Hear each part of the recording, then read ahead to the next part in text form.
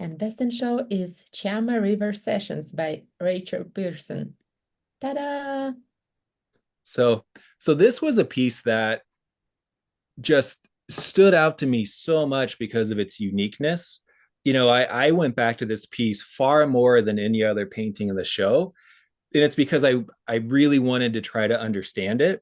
It's like this patchwork quilt of a landscape.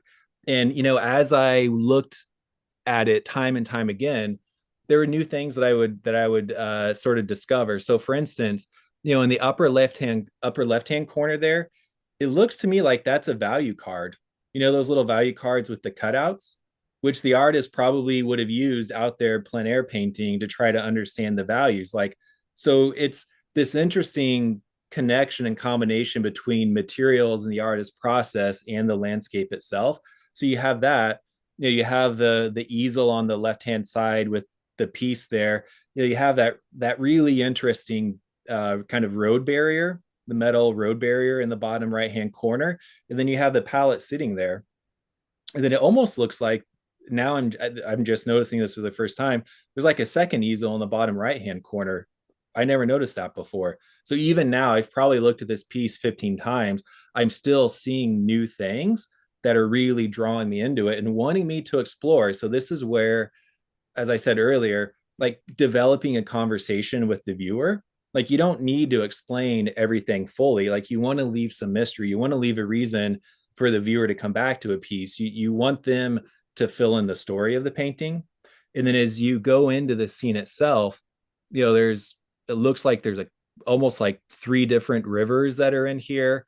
There's some haystacks, hay bales, and then it almost looks like there's maybe a thunderstorm in the background with some, like a almost like a southwest kind of monsoon, like a really ominous sky in one part of it, then like a clear blue sky in another part of it.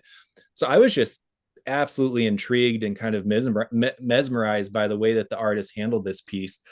And what's interesting is on show submit, when you give an award to a piece, it actually kind of grays out or blacks out the artist's other pieces. So you don't actually accidentally give them multiple awards.